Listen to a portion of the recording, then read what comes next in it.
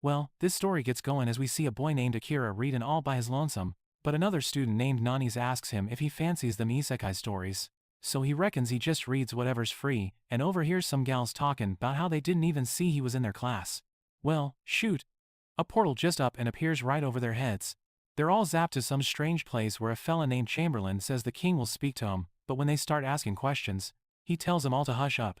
The king lets on that they're in the Kingdom of Rertise, which is the biggest nation on the whole human continent, but we come to find out it's being attacked by a whole mess of demons. He explains that only a hero, picked from their bunch, can go and whoop that demon lord, but Akira's tickled pink to hear it, since it's just like one of his Isakai stories. Chamberlain tells them to lay their hands on a crystal ball and think the word status so everyone can see their stats. One of the students is mighty disappointed to learn he ain't the hero, but Chamberlain says his starting stats are better than average, so he can still make a name for himself by helping the hero. All the students take a gander at their stats, and Akira figures out he's been pegged as an assassin, but Noni thinks it suits him, seeing as their classmates don't even know he's in their class.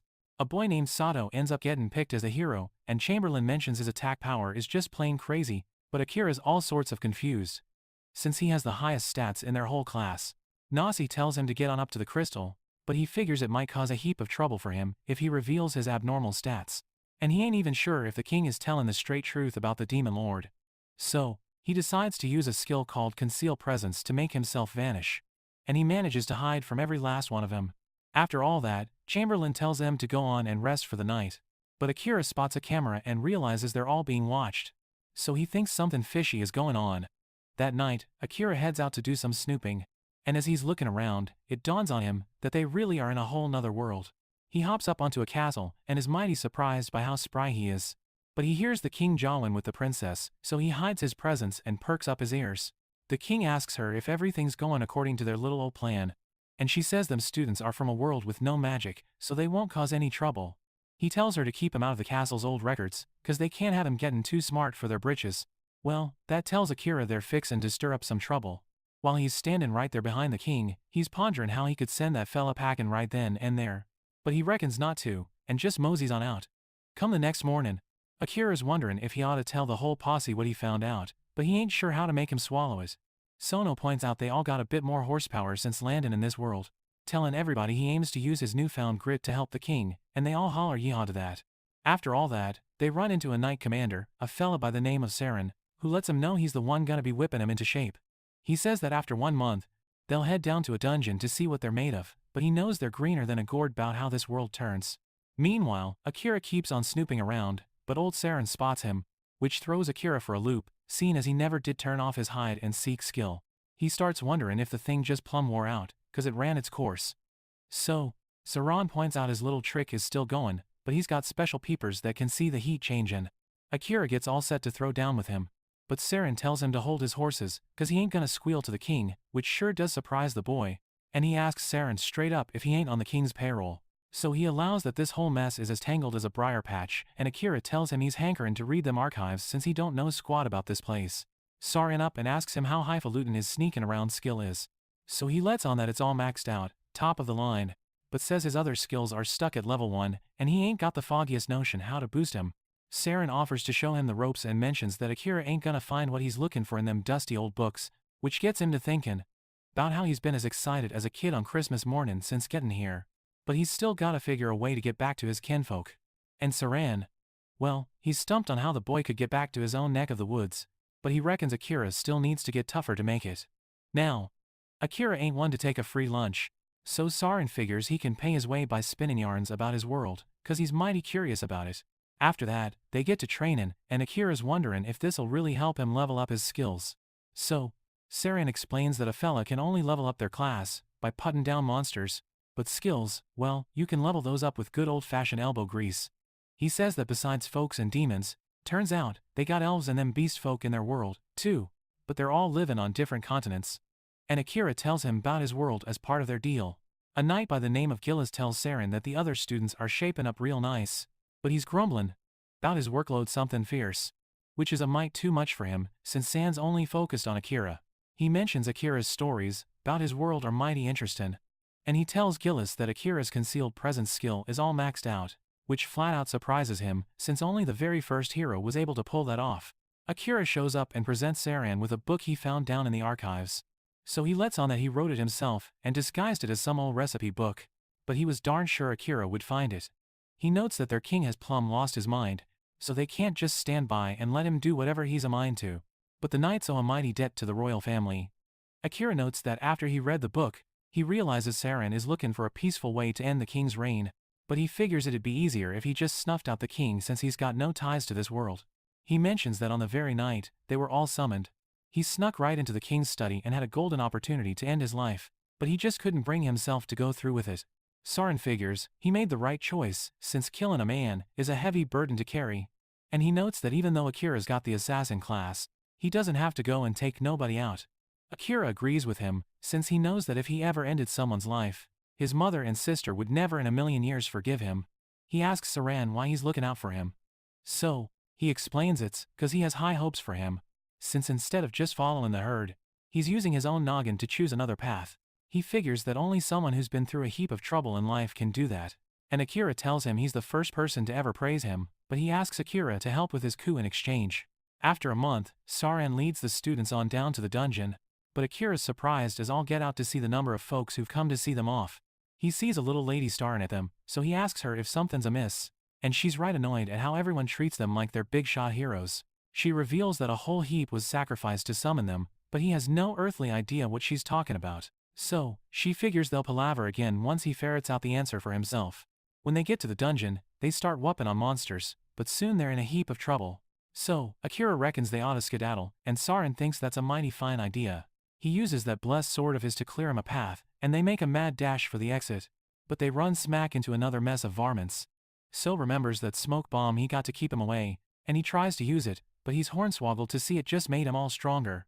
Gillis and Akira catch up to M, and Gillis is just gobsmacked to see a minotaur charging him, while Akira just barrels right towards it.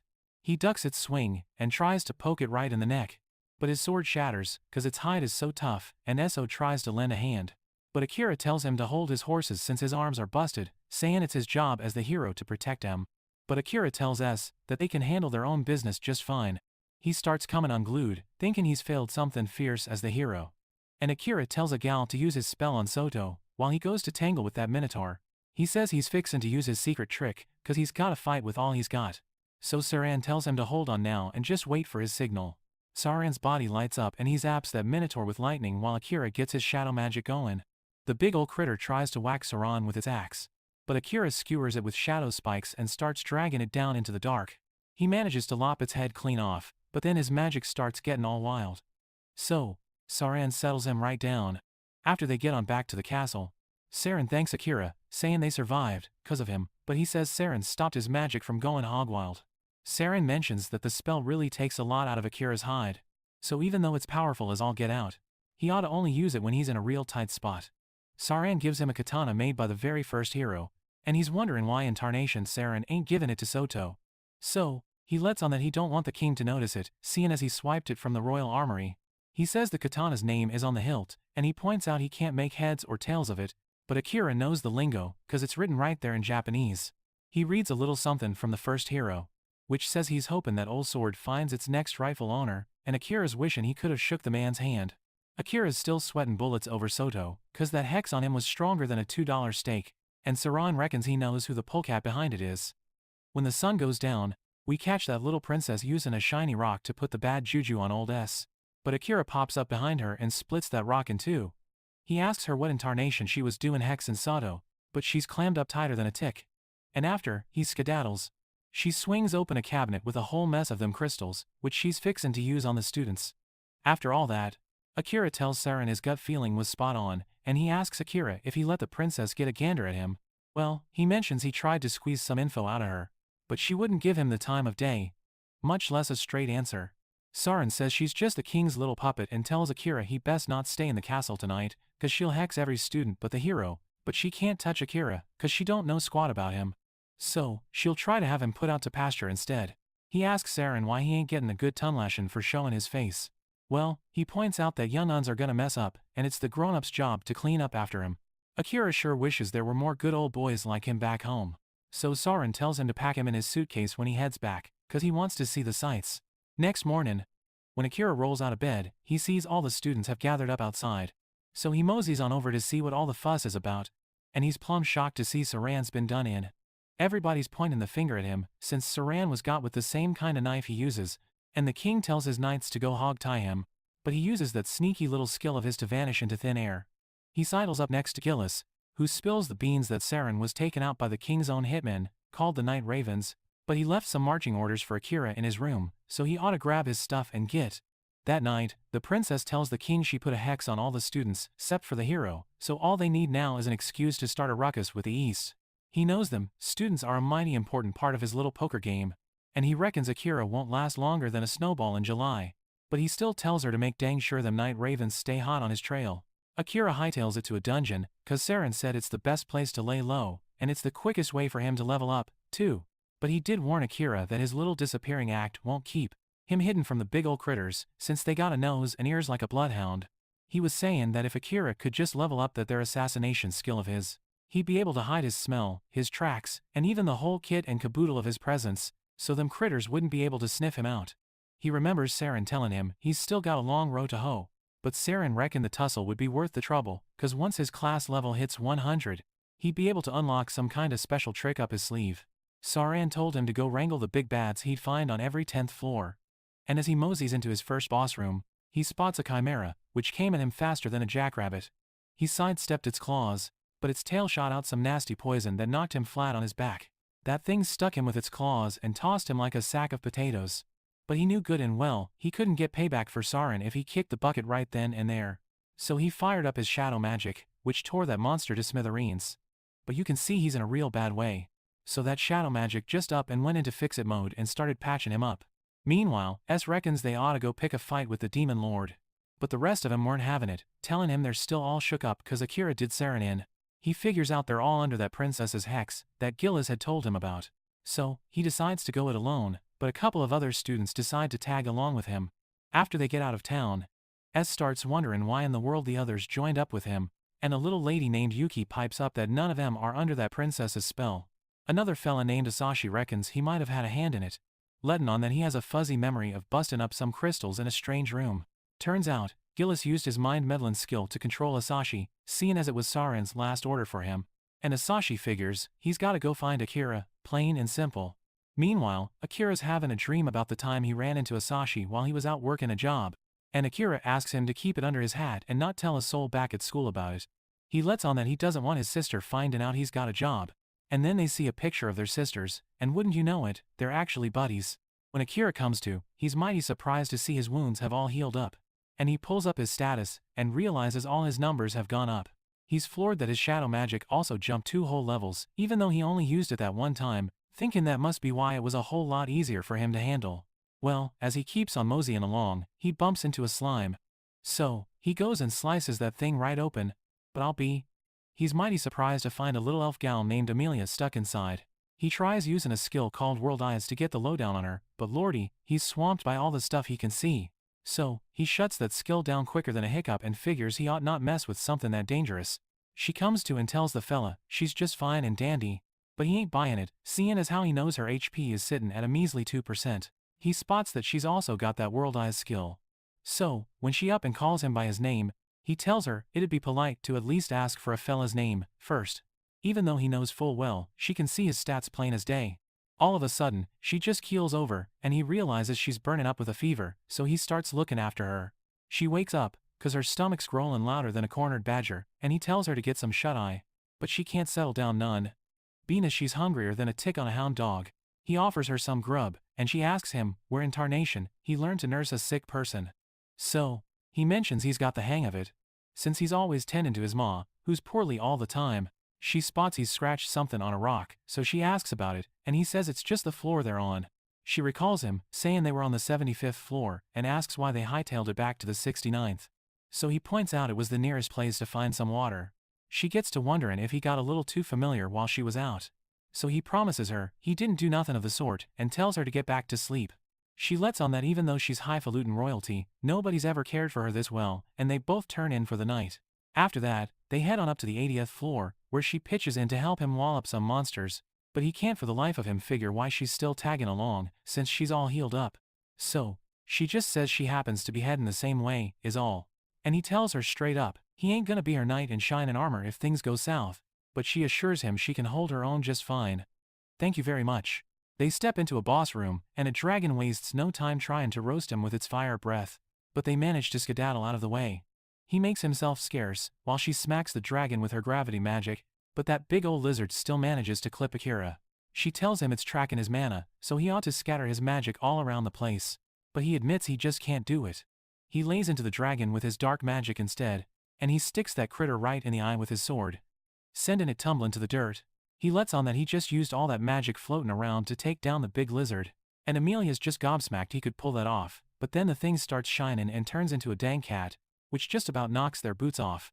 And Amelia points out that it's still kicking, letting on that it's got one of them shape-changing tricks. She reckons a real-deal dragon wouldn't have been such a pushover, which gets Akira wondering if she's using them world eyes of hers, but she's wondering why in the Sam Hill he ain't using his. So he tells her he can't rightly wrangle it. That old cat just can't believe it got beat and fesses up it only turned into a dragon for a hoot, but wound up getting a little too big for its britches. He's mighty surprised it can talk, and it tells him to quit treating it like some dumb animal that just follows its gut, letting him know it was put together by the demon lord himself to be a real smart cookie. It figures a young fella like Akira don't know beans, but he's quick to remind it what kind of pickle it's in. But it don't give a hoot what they do to it, so long as it can get the demon lord's word out. All of a sudden, it hops up and says the demon lord's waiting for Akira at his big old castle, which gets him scratching his head about how the demon lord even knows his name. But the cat says it ain't got a clue. Then it just plops down on the ground, telling him to go on and finish the job, since it's done what it came to do. But he ain't about to, 'cause he don't reckon all demons are bad news. Amelia chimes in that, if they don't get rid of this here cat, that big boss room ain't gonna open. But he's still not fixin' to hurt it, seeing as he's partial to cats. So, it asks him if he's aimin' to just starve to death right there. But he figures, there's gotta be another way out of this here room. And she brings up that they could leave if he makes it his little sidekick. But it tells them that whole ritual needs a master with real fine magic control, which it doubts Akira's got. But Amelia points out that move he pulled is something only the very first hero ever managed to do. So, she's dead certain he can get that ritual started. But she ain't sure if he can pull it off. He starts wondering what'll happen if he messes it up. So, the cat tells him they might both end up kicking the bucket. But he don't mind one bit and decides he's gonna do it anyway. Amelia just can't fathom why he's willing to go to all that trouble, instead of just getting rid of the cat, but he flat out says his mind's made up. The critter tells him to do whatever floats his boat, and he's all fired up, 'cause it don't seem to care about its own hide. But the cat says nothing good's gonna come from it staying alive. He asks Amelia how to get this ritual started, and she tells him he's gotta name the cat. So he up and calls it Yoru. She tells him to pour his mana right into it, and warns him he can't back out once the ritual gets going, but he promises her he ain't gonna kick the bucket. As he starts pouring in his mana, all of a sudden he finds himself inside Yoru's head, and sees it tearing a whole town to shreds. He tries to get it to hold its horses, but it zaps him with a beam and tells him to finish it, or his soul's a goner. Then it takes a swipe at him with its claws, and his actual body starts springing a leak too, which has Amelia worried sick. He flings some knives at Yoru, and it figures he's finally decided to fight for real. So, it starts changing shape, but he just lets it go on and stab him with its claw. He tells Yoru he ain't gonna finish it.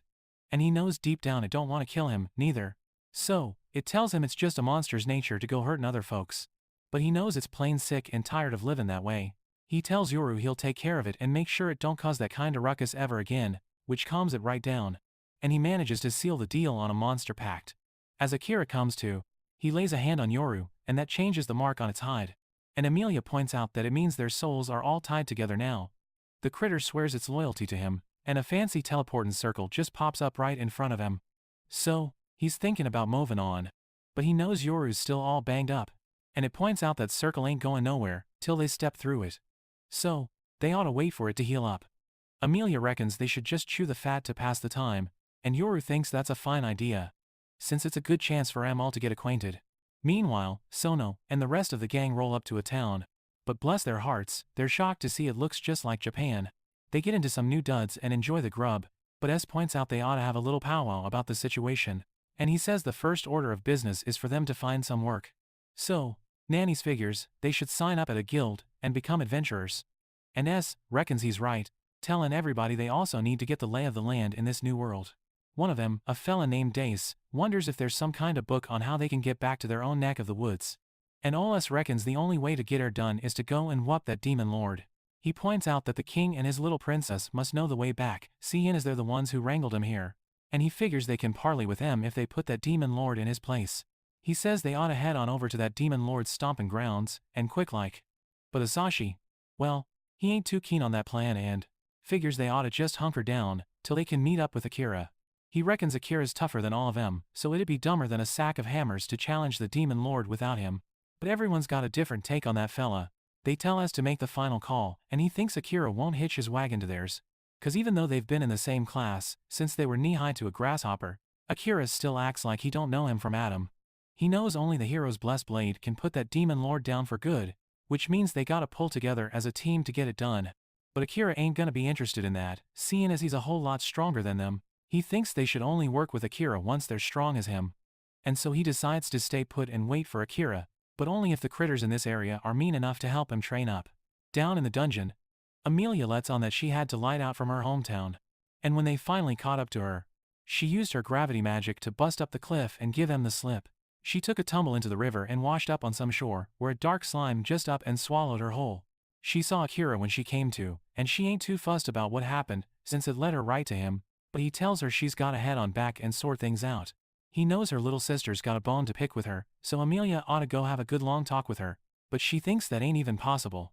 He tells her about the time he bought a brand spankin' new phone for his sister, but she got madder than a wet hen. Cause she didn't want him working himself to the bone just to buy her pretty things. So, their mama told her it's just cause he loves her something fierce. He tells Amelia that even if y'all squabble with your loved ones, they're still family when all is said and done, and Lord, he wishes he could see his own mama and sister, but he ain't fixin' to go back till he gets payback for Saran. A dark old energy starts swirling around him, but he manages to shake it off, and Yoru tells him to get a handle on that bloodlust. They mention they've heard tell of Saran, too, and old Akira uses his gloves to mess with Yoru, trying to lighten the mood a bit. He starts petting Yoru, who tells him to take this whole mess seriously. Cause if one of them gets knocked out, well, the other one's a goner too. But they can still jaw with each other, no matter how far they wander, seeing as their souls are already hitched. Well, hearing that just makes Amelia greener than a gourd with jealousy. So Akira points out there ain't a dang thing she can do, since Yoru's is familiar. As they get ready to hop through that circle, Amelia mentions she heard tell that it'll take them wherever one of their hearts desires to go. But she don't give a hoot where they get zapped to, long as she's with Akira, who's wondering if it might just send him back to his own world. But he shakes that thought right off, reckoning it just ain't the right time for him to head on back. Next thing they know, they get zapped right into the land of the elves, which floors Amelia something fierce, but then some elf starts taking potshots at her.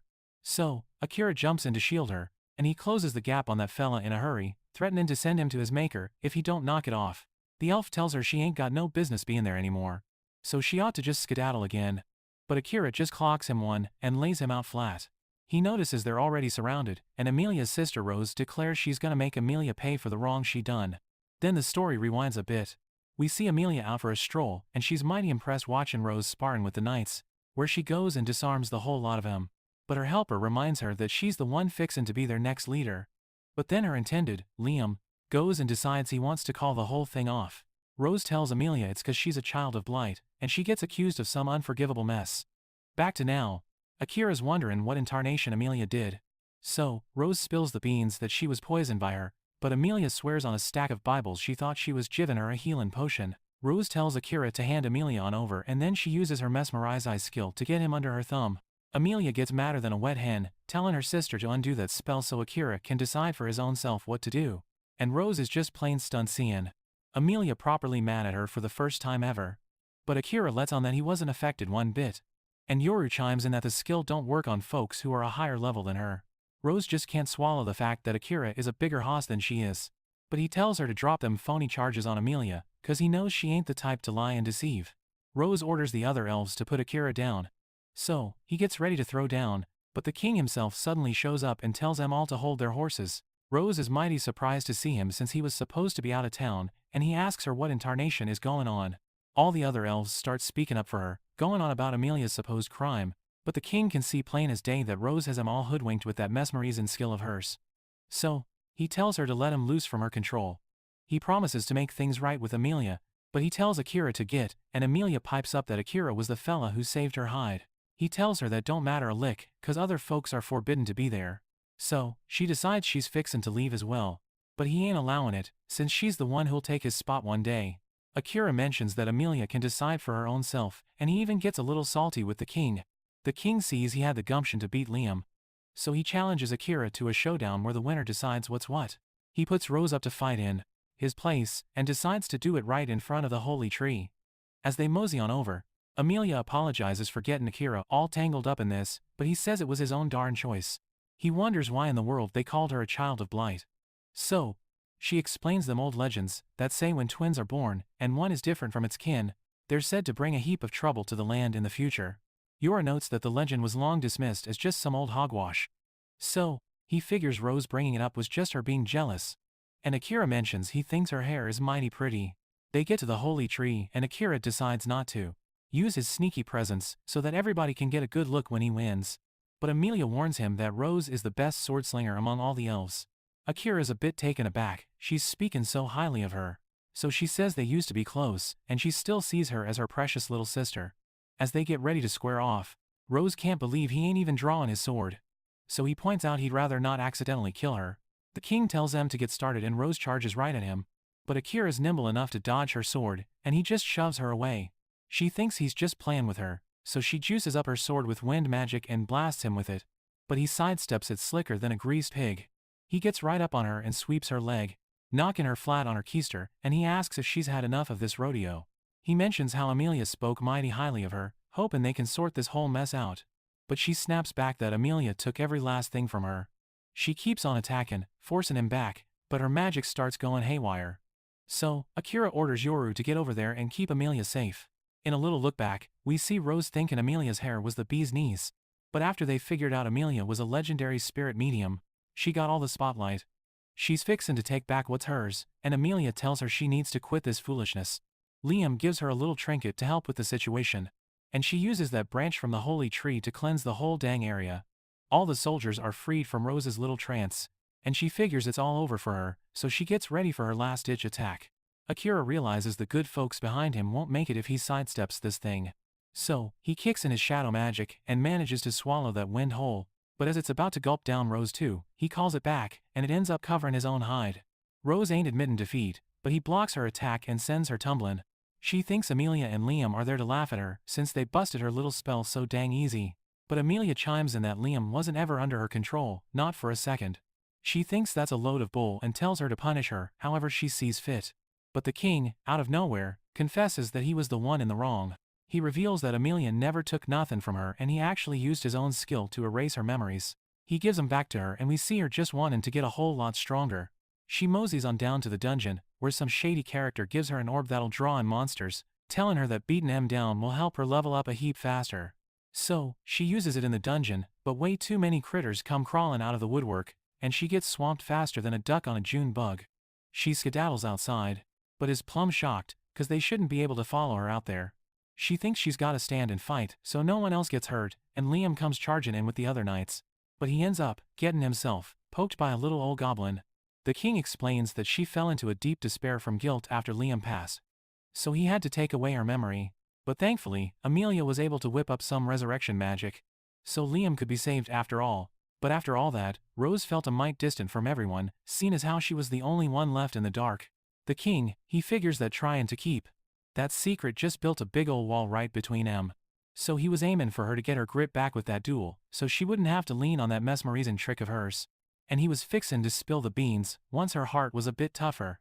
He lets on that when Liam came back to us, a leaf from that holy tree up and mixed right into his body, making him immune to that mesmerizing skill. And he explains he tried his darndest to help her make things right. But poor Amelia ended up getting the boot anyway. Well, Rose just can't cotton to the fact she mistook everyone's worry in for pity and made an enemy out of her own sister, the one who was always looking out for her. But Amelia tells her she's always had a heart of gold, and it looks like they're all finally able to bury the hatchet. After that, they have a big ol' shindig. And Akira reminds the king that he was the top dog. So, Amelia's free as a bird to do as she pleases. The king wonders where that fella's gonna head off to next. So, he mentions Yora told him about the Beastmen continent, reckoning it's a fine place to get and fix up your steel. And Amelia, well, she decides to tag along wherever he moseys on to. Meanwhile, we see Soto and the rest of the gang on a ship, and he's telling Asashi he's sorry for not waiting on Akira, but it turns out they're also heading to the Beastmen continent to get their weapons in better shape. Rose tells Amelia she's welcome back anytime her heart desires. while Liam asks Akira to look after her real good. And the king points out his soldiers will see him safe to the port. He mentions there's been some snatchings reported along the coast lately, but Amelia tells him not to fret, since Akira's there to protect her. As they're riding along in the carriage, Akira asks Yoru why he was so quiet back there with the king. So, he explains he didn't want to stir up any trouble. He lets on that his senses are still tied up with that demon lord fella, but he's free from his puppet strings. And he points out that the demon lord is hankering to meet Akira. Amelia reckons he just wants to be buddies with Akira. And Yoru lets on that he finds Akira mighty interesting, seeing as how he wrangled all that shadow magic in the last fight. He explains he only pulled it off, cause he was in a real bind to save Rose. But all of a sudden, he gets a bad feeling about something. So, he yells for the carriage to halt. They spot some bandits trailing him, and those fellas tell everyone to tie themselves up, threatening to send a gal to meet her maker if they don't play along.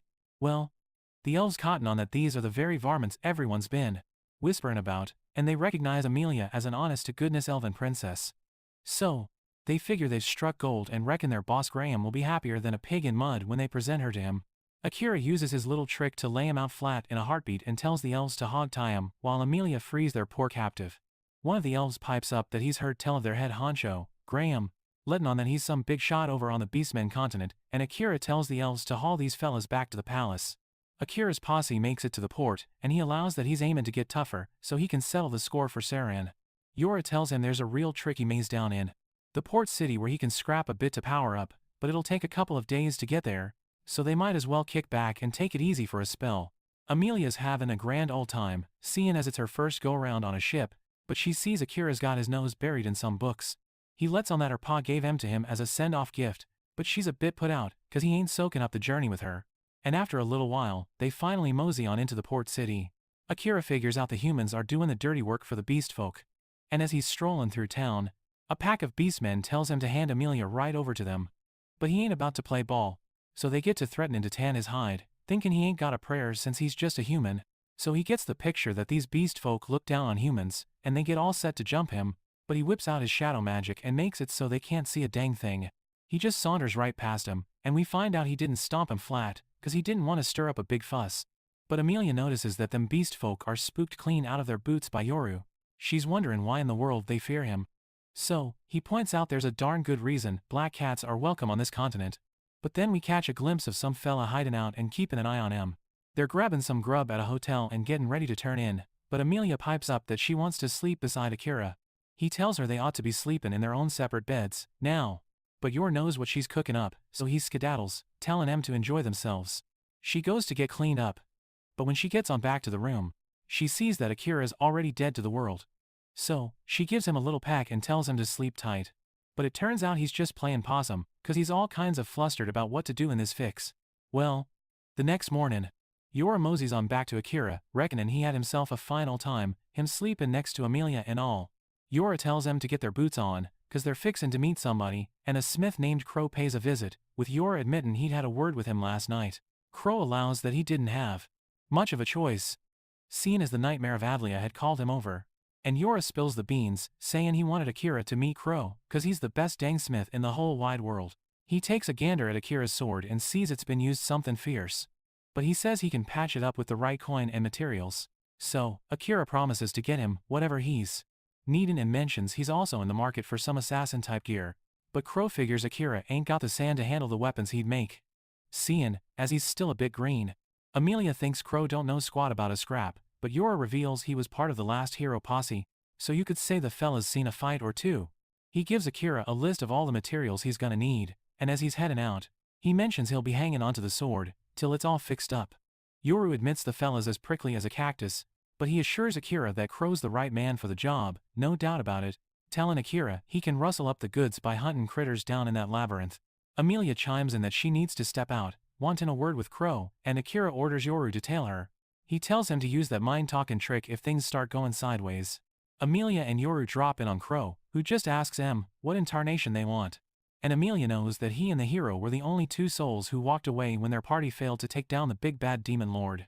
He mentions they had an elf with them who didn't quite make it, so he figures she's there to give him what for about leaving his comrade behind, but she believes he made it out, cause he's one tough son of a gun. She up and asks him to teach her how to fight proper. But he says he ain't taken on any students, since the last bunch he trained all washed out something awful. But she swears on a stack of Bibles she won't let him down.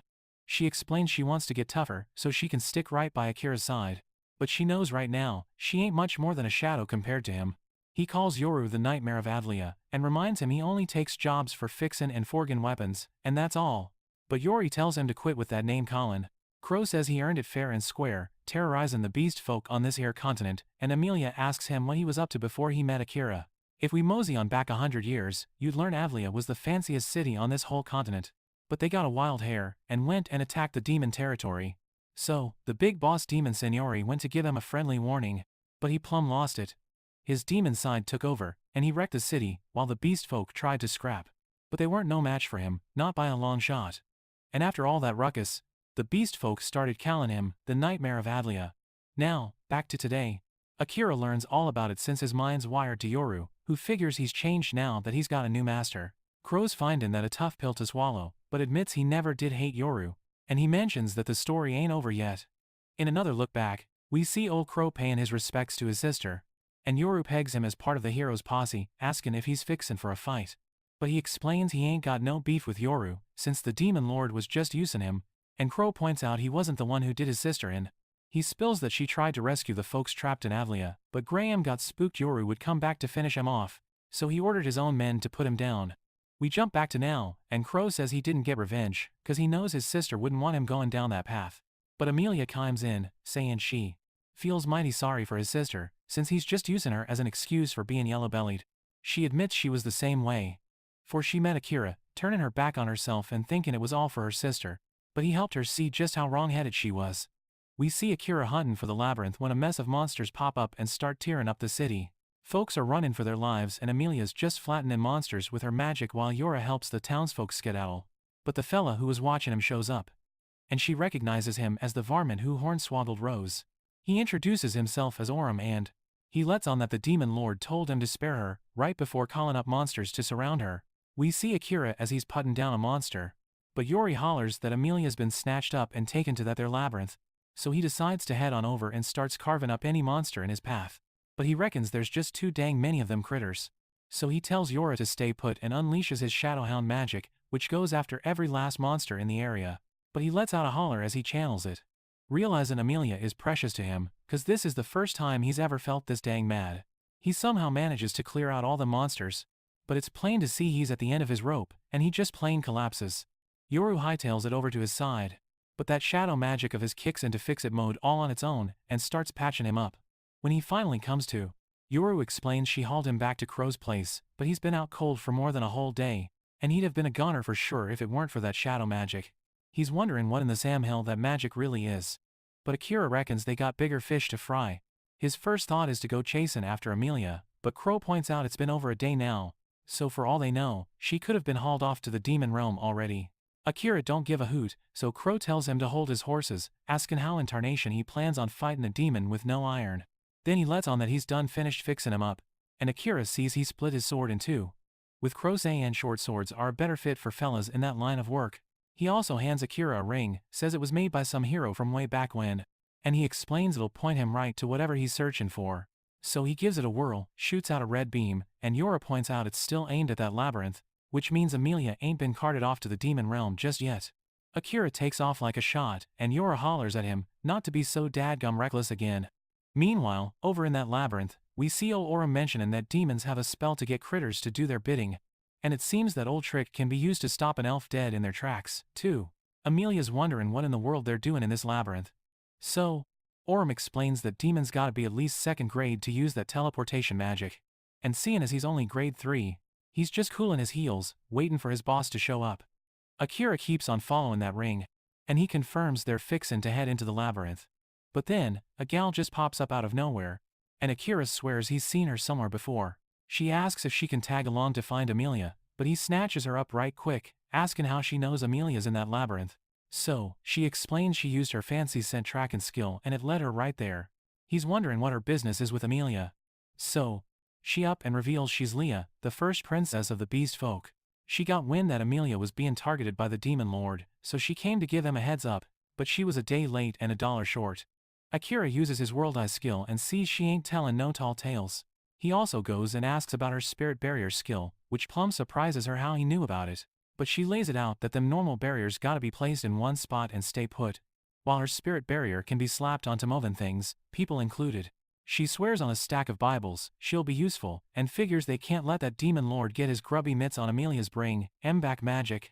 So Akira gives her the nod to tag along with him.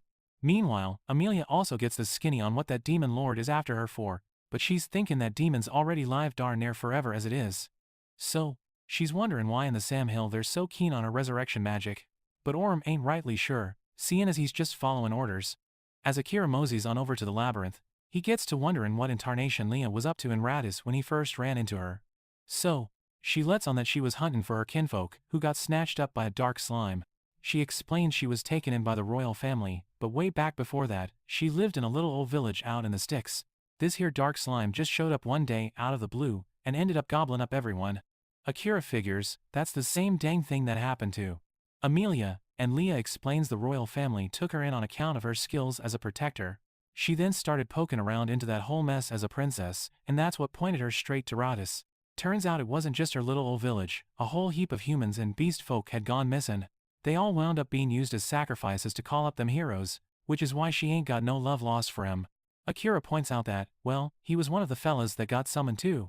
But she don't hold it against him, since she figures the king and the princess were the real culprits. Akira mentions how he also don't buy that he was called up just to stop the demons.